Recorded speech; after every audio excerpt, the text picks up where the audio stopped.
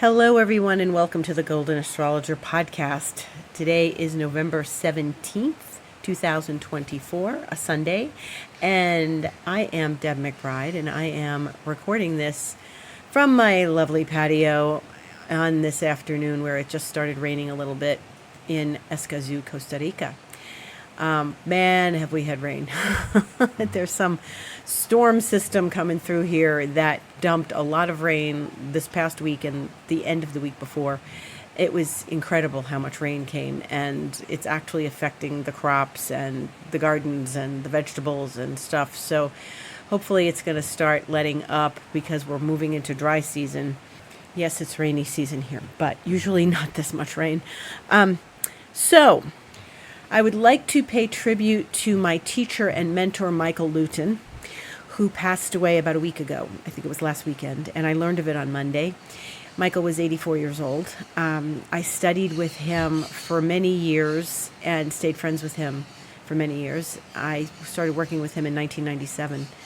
And although I had established myself as an astrologer for years, because I've been studying my whole life, Michael helped me go into the more deeper prediction methods such as recurrence, which I've never seen anyone talk about anywhere in any book or any lecture, and I've been to many, and I have many books.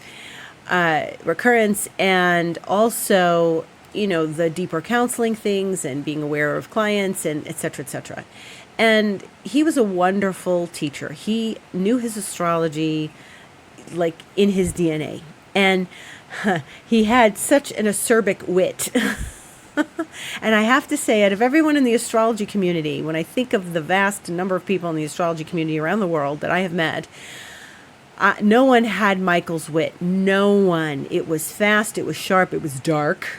And he was so quick and so on point. And he got his point across by making some very astute observations of astrological signs and the aspects and the experience of the outer planets, especially because he did speak in great depth about the collective unconscious and the collective cycles of change that is represented by Neptune, Uranus, and Pluto. If you want to see something really brilliant about Pluto and Capricorn, then I highly recommend looking up his article from Vanity Fair. I think it's on his website. I do have it. If you don't have it, you can't find it, write to me, info@thegoldenastrologer.com, deb@debmcbride.com, and I can send it to you.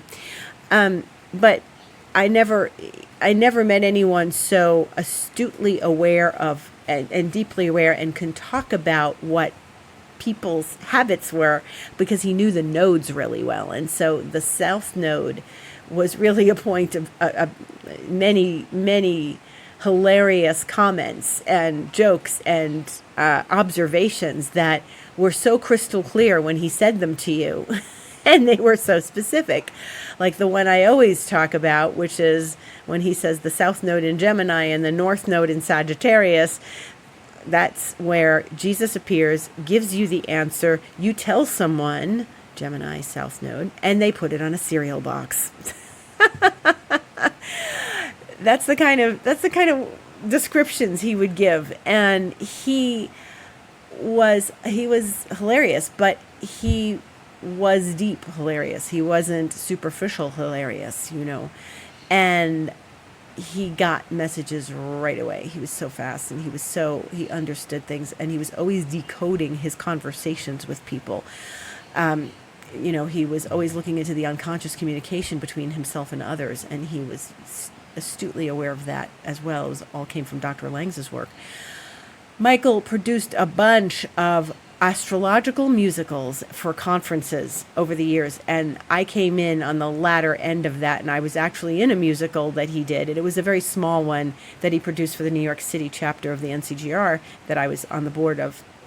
And in 2002, there was a great group of planets in Gemini all at the same time, lots of retrogrades, too much Gemini at once, and he called this musical Geminuts. So I was in Geminuts, and each person who he hired to come out and discuss, Gemini qualities or present their Gemini self, each of us was like an actor or a representation of someone who was a historical Gemini, JFK, Marilyn Monroe, and I came out as Judy Garland, and I belted out "The Man That Got Away," which is a very famous song that Judy Garland sang in the 50s. And it was hilarious. It was hilarious. But he did other musicals, which I really am sorry I missed. One of them was called "I Was Nostradamus's Girlfriend," and it's about a woman who's back in time to the court of Catherine de' Medici, and she's the reason why Nostradamus made all the predictions he did, because she could tell him everything from the future. And then there were other ones, Alien Follies, because we know that Michael was very connected to the aliens. And then there was What God Says Goes, and he had some song called Libra Libra. He touched all the bases. He really did. So I did have some cassette recording of back in the day, I had this cassette recording of one of his musicals, and it was hilarious. So bless his heart. May he rest in peace. May he meet his aliens on his path back home. Dear Michael Luton. And there's a lot of tributes to him online. Michael was complicated, and there were moments I had difficulty with him, and so did many other people. But all in all, it was an incredible experience, and people are telling me all week how fortunate I was to study with him. And I agree with that. So thank you, Michael, for everything. And I did get to tell him that after I moved to Costa Rica, and all I did, thank him for everything he gave me. Well, now to the week ahead. Michael left just as Pluto was leaving Capricorn. And as I said, he wrote that article about Pluto and Capricorn, and he really called it well before it happened. So, yeah, contact me if you want a copy of that. So, as usual, there's lots of things going on in our astrological week ahead.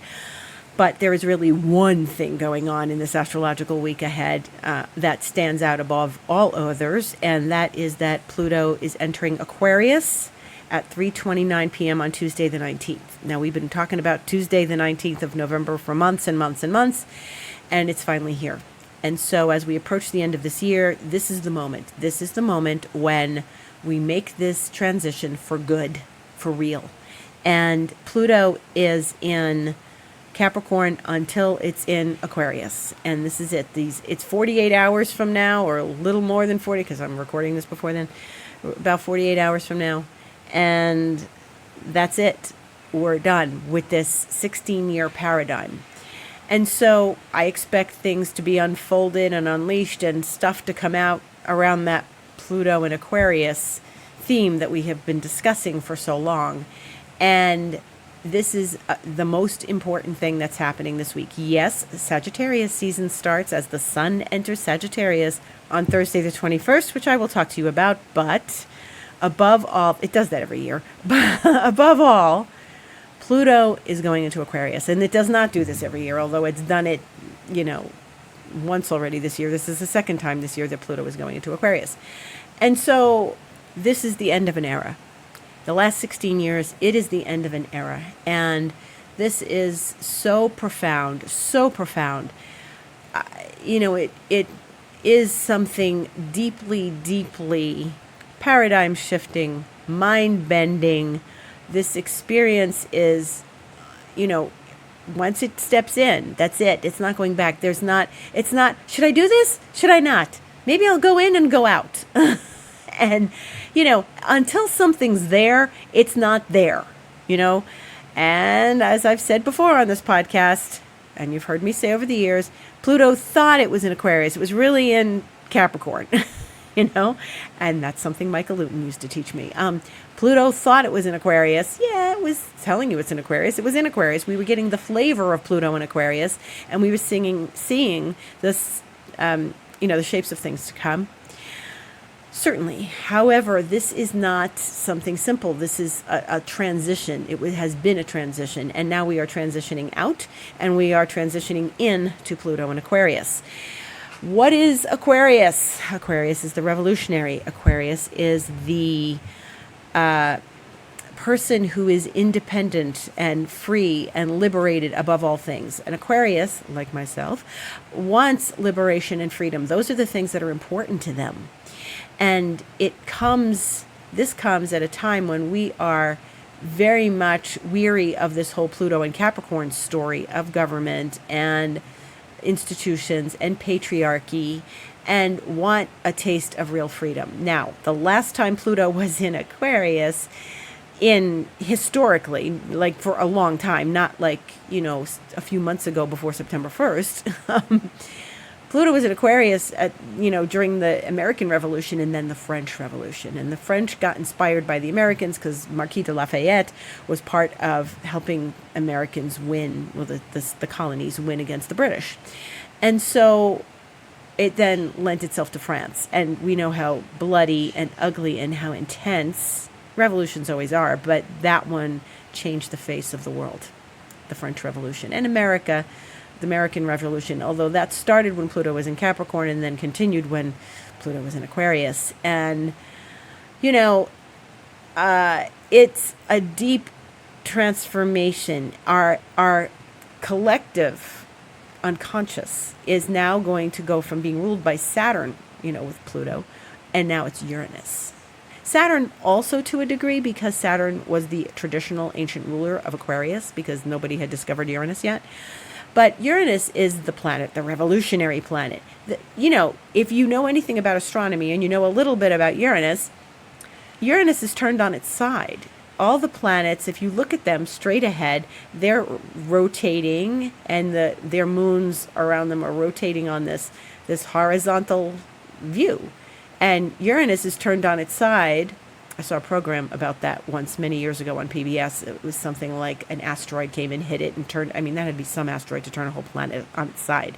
But Uranus is on its side, and it moves in this, it rotates, there's the rotation, but it's on the vertical, which is very bizarre and very interesting. And it's the difference. Uranus looks at the different perspective. Uranus looks at things from a different angle.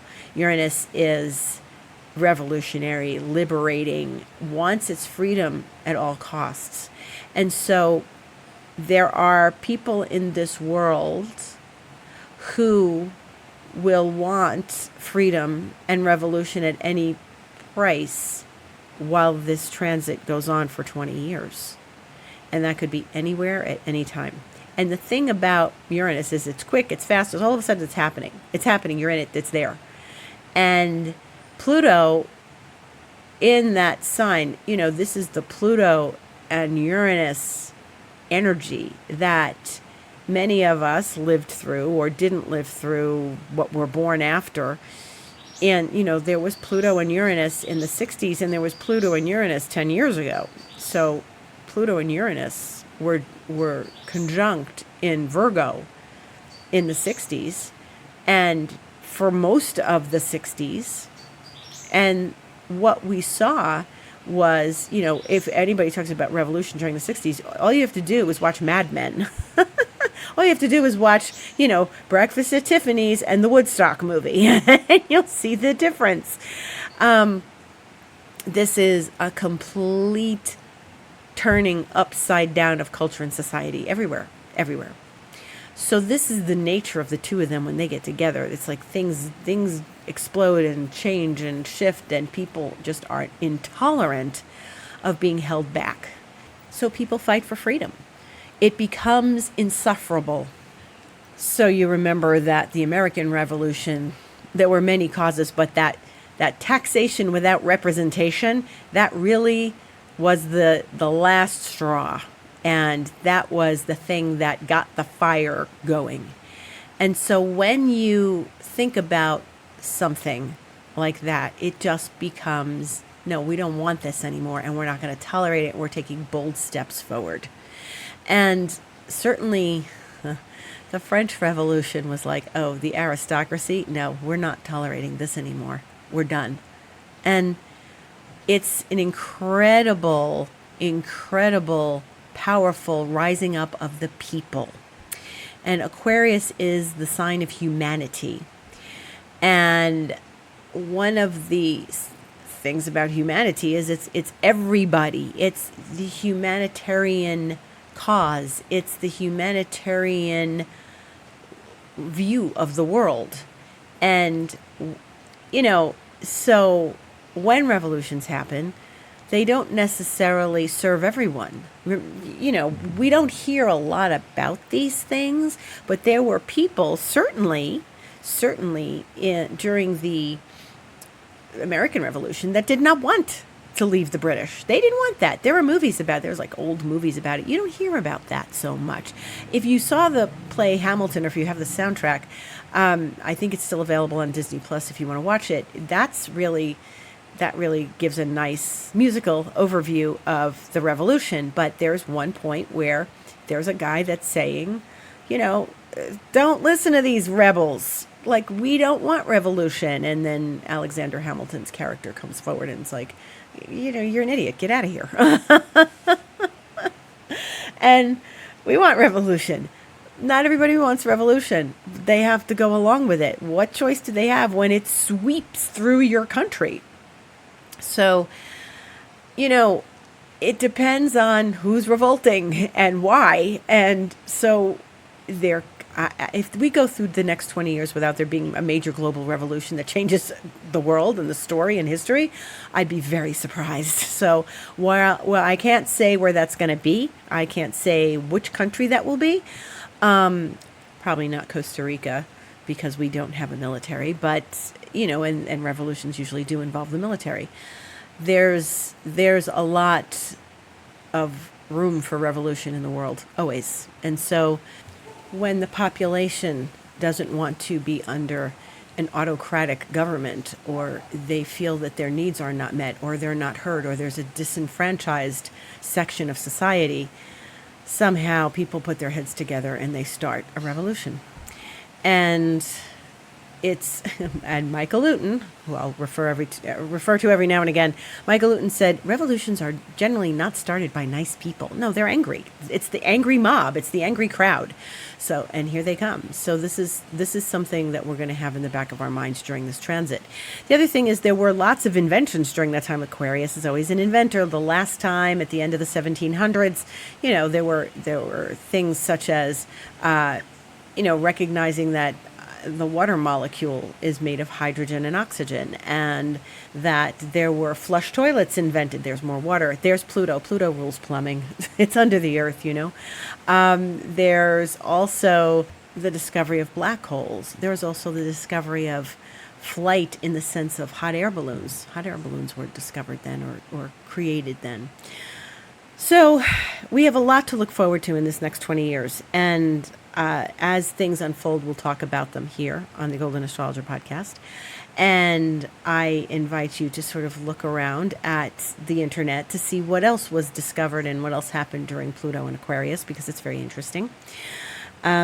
Also, if you're interested, I have a masterclass I gave in March of last year called Saturn in Pisces, Pluto and Aquarius, which is very descriptive of what's happening in Pluto and Aquarius. So you can purchase that from me. You can go to my website, thegoldenastrologer.com, and click book online, and you can look at the classes that are there. It was from March of 2023, because I talked about, or maybe February, talked about the upcoming transit of Pluto going into Aquarius, and Saturn's still in Pisces, and even if it's going to go into Aries in 6 months, it's still going to dip back into Pisces. So all of it is still very relevant, and I invite you to take a look at that. In the meantime, yes, Sagittarius season starts this week, and now we're in a different ballgame, because when the sun goes into Sag on Thursday afternoon, 2:56 p.m. Eastern Time, it goes immediately sextiles Pluto.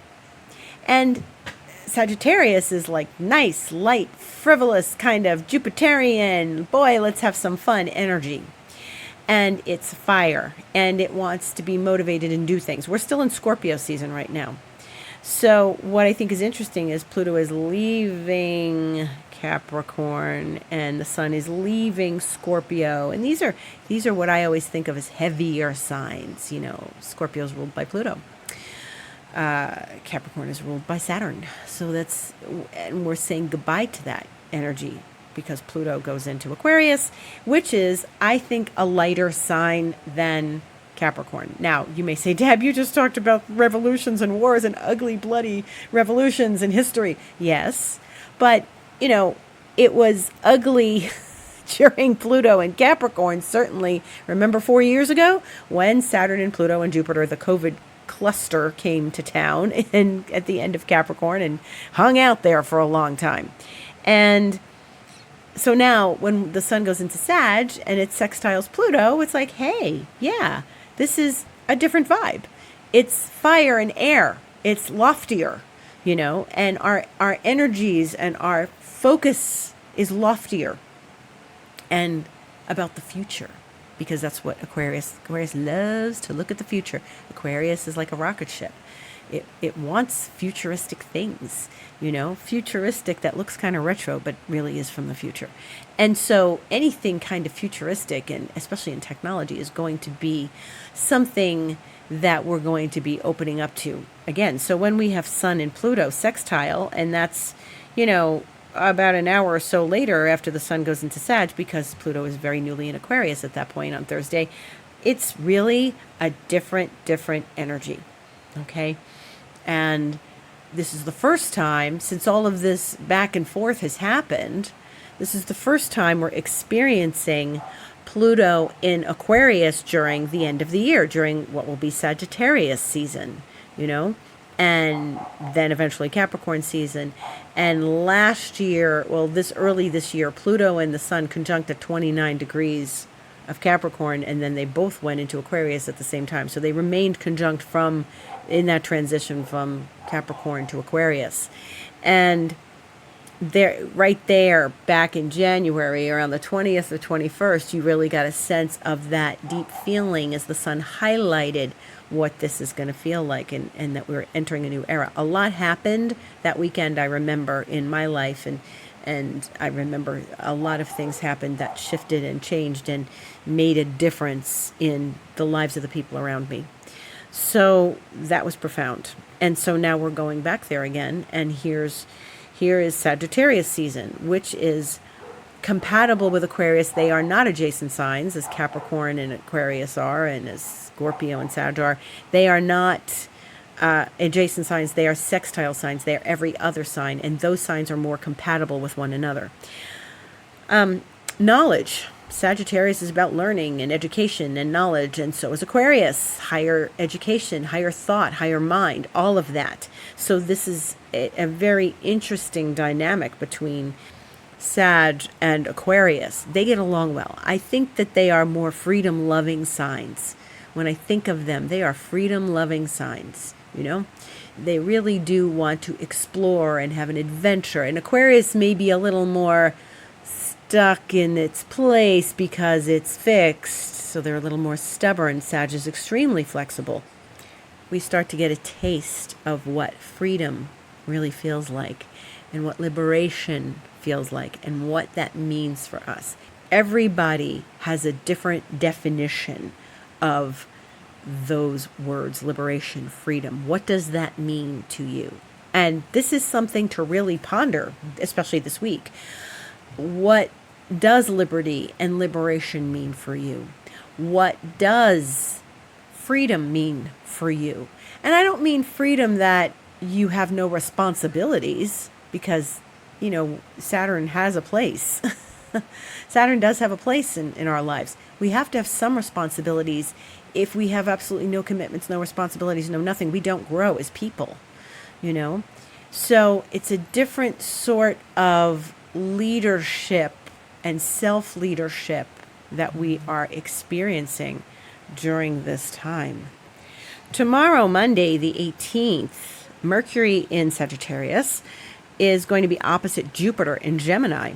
And that's going to be 3:55 a.m. Eastern Time in the wee hours of the morning and the night. And so that's an interesting aspect as well. What makes it so interesting is they are in each other's signs. So Jupiter's in Gemini, which is ruled by Mercury, and Mercury's in Sagittarius, which is ruled by Jupiter. So this is a very mutable energy. This is flexible thinking. This is a place of definite connection with thoughts, ideas, big ideas, grand ideas, they are not in their favorite places, okay? If they're in opposition like this, Mercury belongs in Gemini and it doesn't belong in Sag. And it's got, we've got Jupiter there in Gemini, which really belongs in Sag. So they don't really like where they are. It could be a little complicated. Watch your thoughts these next couple days, today and tomorrow. And for a couple of reasons. One is this dynamic of these two planets that are in each other's signs. It's like I always say a key exchange, but it's called mutual reception. It's like when you do an apartment key exchange, except they're in each other's signs, but they also happen to be in their own opposites. And that is called their detriment. And so detriment means that they're not operating at their best. That doesn't mean you are a detrimental person if you have one of these placements. It doesn't mean that at all. It just makes things maybe a little more complicated, not obvious for you. And so when we look at these two together, we can expect maybe some grand ideas, maybe some big announcements, maybe we jump too far ahead of ourselves. Jupiter's big. And so this is fascinating. Watch your thoughts closely. Why? Because this is the first part of the story. Jupiter and Mercury are opposing tomorrow, but then Mercury's going retrograde, remember that, and they are going to oppose again on Wednesday, December 4th, which is not for a few weeks, but that's 5:16 a.m. The same aspect, Mercury opposite Jupiter. And then it's going to happen for the third time on the 26th of December, the day after Christmas. So from the 18th of November, tomorrow, through the 26th of December, next month, at the end of next month, the end of the year, there's going to be this story between Mercury and Jupiter, and expansion and thought and ideas. What is happening in your mind? What is happening to your ideas? Do you have big ideas? Are you growing a story? Are you growing something big? That's a potential right now. So watch this. They're both, like I said, not in their favorite places, which doesn't mean you're going to come up with some idea that slaps you across the face eventually. Oh, that didn't work out. It just means, there's something to be said for thinking critically and thinking realistically and having a brighter sense of what you could put out into the world and what thoughts are crossing your field. But you want to just be aware of when you're overstretching yourself. And also, when you're not stretching yourself enough, you may want to play it safe. And Sagittarius does not do that. They are risk takers. And so I would say it's encouraging us to maybe think a little bit outside the box. Mercury retrograde always does that, but it's not retrograde for another week yet.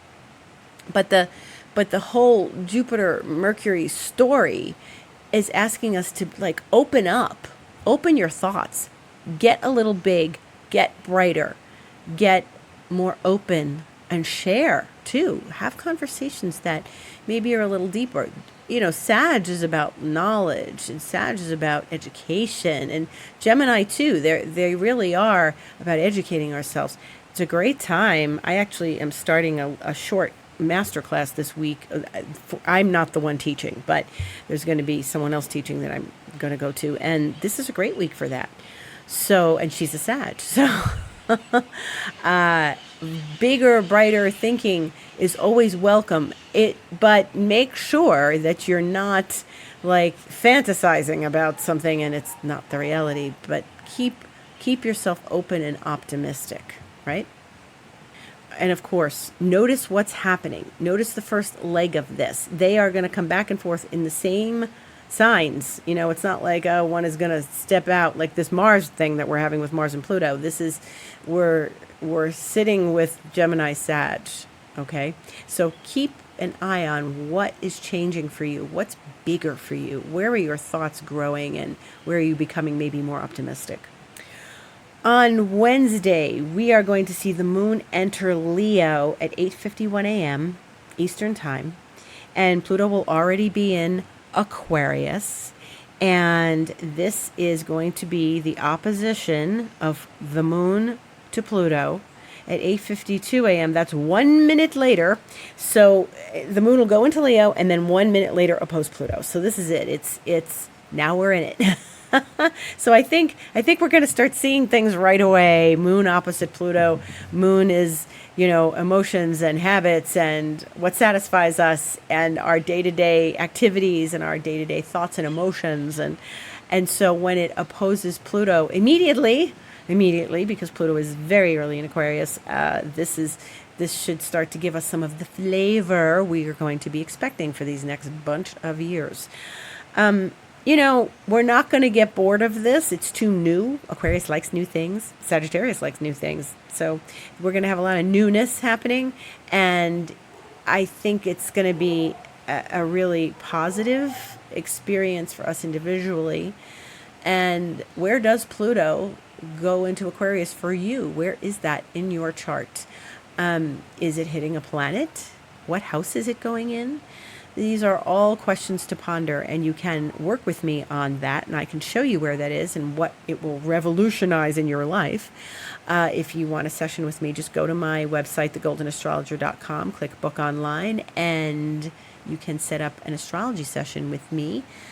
If you've had one with me before, you book as a returning client, but you can also set up a Reiki session with me, and that's wonderful and beautiful. And that Reiki man, that clears up everything. I've switched on my internet after it was down. I've got the guys back here. I said a few months ago, I've Reiki'd all sorts of mundane things and also very spiritual, high level things as well. So I find it very, very helpful and somewhat practical, even though it's very spiritual.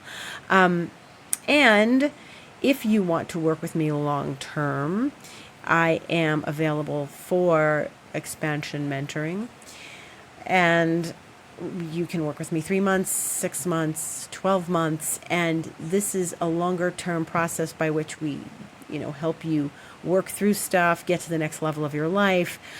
I had someone change jobs. I've had people get out of situations that were no longer working for them. I had people work with me on different levels where we cleared up old beliefs.